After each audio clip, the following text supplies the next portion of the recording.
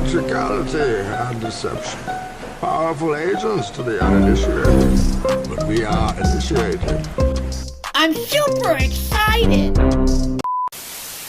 Is this label lying to you? The food may look good, but the facts will gross you out. The fecal indicator. What would happen to foods in the bakery that had passed their best before date? If it wasn't selling, we would cut the cake in half, like this, and then each half would be packaged on its own, and each of the halves would have a new best before date put on it. How long could those sit out for? They actually had stickers on them for about 2 more weeks. And then what would happen? After a couple of weeks, if it still hadn't sold, we would actually replace that sticker with the new one. So that's 2 additional weeks on top of the 2 weeks, on top of the weeks that it spent in the display case. Fruit tarts in the display case, we would take them and we would scrape off the fruit as it got older or less desirable looking or moldy. We would just retop it with new fruit. What did you do with meat that was past its best before date? Something like this, they would take the dip it in blood, just dabble it a little bit. You can see it looks a lot redder. We've got some marinated drumsticks here. Why is stuff marinated? Things get marinated, hide the odor, and if there are any dark spots or whatever, to mask that and then put it out for sale. Okay, you guys, you may or may not have heard about this this little thing happening here with natural orange juice, and lo and behold, you've got it, Coca-Cola. And so they are being sued for having found PFAS in the orange juice, which should not be found at all. There is a limit that is permitted. In my opinion, there should be no limit allowed. What is PFAS? It is a class of chemicals that is considered forever chemicals. So what that means is it does not get broken down by our bodies. If it doesn't get broken down by our bodies, where does it go? It will get stored in our fat cells and in our bones and other places in our bodies until the body can figure out what to do with it, because it does not have the natural enzymes to break this down. And so they believe that the exposure actually comes from water as the main exposure. However, PFAS has been found in plastics. And so the question is it coming from their filtered water? And is their filtration system considered adequate, or is it coming from the plastic? Point of this for me, and this is why this is frustrating for me, because I hear a lot of people say, oh, it's BPA free, it's fine. Even though it's BPA free, this is a perfect example of chemicals that are going to be found later on that are going to be deemed toxic, but for now are acceptable. So we cannot consume anything in plastic that we don't know the amount of time it's been sitting in that plastic for.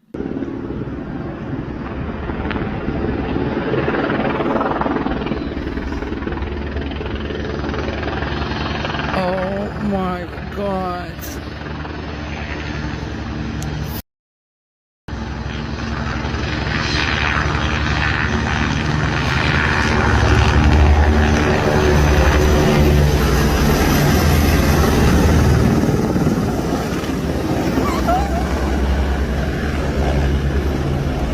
Why would you ever put an element, fluoride, which is very reactive to the thyroid, which is very toxic to the brain, on a massive scale in the water supply? Okay, well, they're doing it to prevent tooth decay. So right there, it's kind of weird that they're going to put fluoride in the water supply to prevent this condition, tooth decay, especially when the side effect of consuming too much fluoride is the demineralization, pulling the minerals out of your teeth, creating a condition called dental fluorosis. So I'm going to actually give you fluoride to prevent decay, which is basically the breakdown of minerals, when actually it's causing the breakdown of minerals. So that's another huge red flag. Of course, if you do research on this, you're going to see that they'll say it's safe. There's no studies that show that it's harm.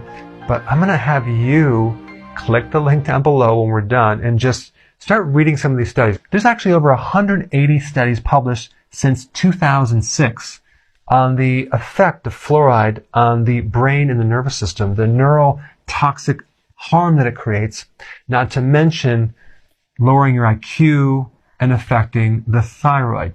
You can just read it yourself. Now, if you also just type in Google, what causes tooth decay? So, of course, the first page is all going to be explanations by toothpaste companies.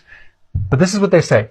It's acid. Acid actually causes the tooth decay. And that comes from plaque bacteria that breaks down the sugar in your food, causing minerals to be leached out of the bone. So here's the facts. When you increase sugar, you actually paralyze the white blood cells. You increase the chance of getting more microbes that make plaque. Also, you actually decrease the mineral absorption in the body. You also block vitamin C absorption. So when you increase glucose, you actually decrease the absorption of vitamin C because they're both similar in chemistry. And sugar will take priority over vitamin C. If you're trying to prevent tooth decay with fluoride, why don't we just change the diet? Hot dog has been found in hot dogs. Maybe it's just one crazy story. Well, maybe it's just two stories. Oh, okay. I kind of get the point. A new report out about hot dogs found human DNA in samples of several major brands. Yeah. Clear Foods uses special technology to analyze foods at a molecular level, ingredient by ingredient. When it looked at 345 hot dogs and sausage products from 75 brands and 10 retailers. And there was human meat in all of them. The cuts of meat they start with are called trimmings and come from animals that are too sick to be housed in typical meat production plants. I'm at CVS and I found these baby snacks that I want to show you guys. Gerber snacks for baby. Let's look at the ingredients. Whole grain sorghum meal and yellow cornmeal. Oh, cool. Let's look at this dog food. Let's look at the top ingredients in there. And we see ground whole grain cornmeal, ground whole grain sorghum. It's a 6 million year old ocean that died with dinosaurs, and they all died in this ocean, right? They crystallized up in it and they became this crazy structure of it. And this was 600 million years ago, bro.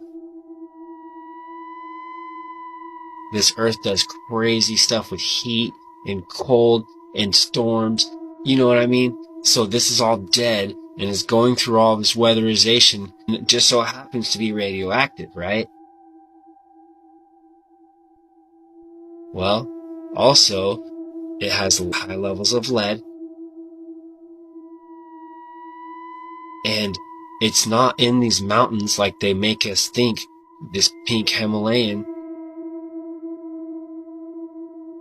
It's in Pakistan, which is 186 miles away, and yes, technically it is a small division of the mountain range, but it is not the damn mountains, bro.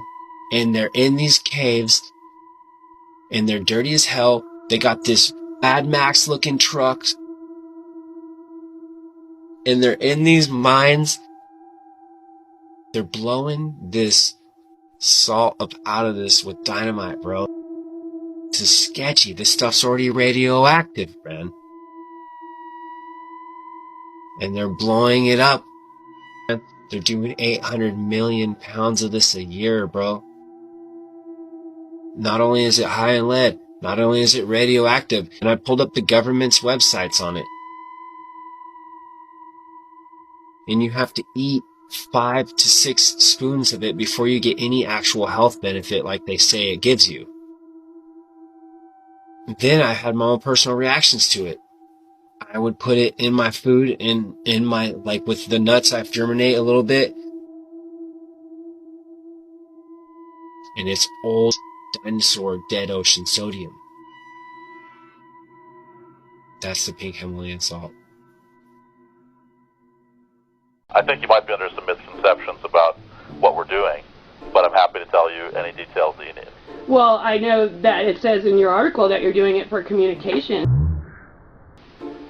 Okay, I'm happy to talk to you more about it. There are many reasons we're doing it. Okay. We don't understand how the wind in the upper atmosphere moves. Mm-hmm. These chemtrails, there's different kinds of chemtrails, as you probably know. Different trails at night we use and different trails during the day. The wind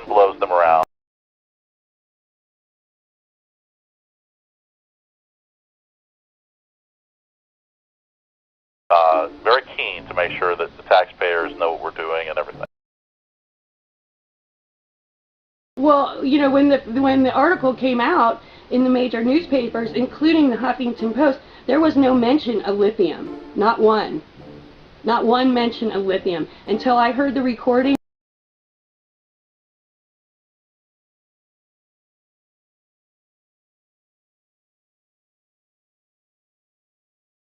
I listened to it. I listened to the rockets go off. I had no idea there was going to be a lithium dispersed until I heard payload lithium dispersed. Right, there was lithium dispersed, and I'll be happy to talk to you about for this egg, because the one which I put first already, it was a plastic, I think so. So I'm going to try the second one, and I want to see what's going to happen. So let us see what is going to happen in a minute. I don't know whether it's real or not, but the first one which I put, it was really a plastic one. You could have seen this. You all could have seen this. This is a plastic. This was there in the flame for more than 15 minutes, and it was just like this. Nothing is happening.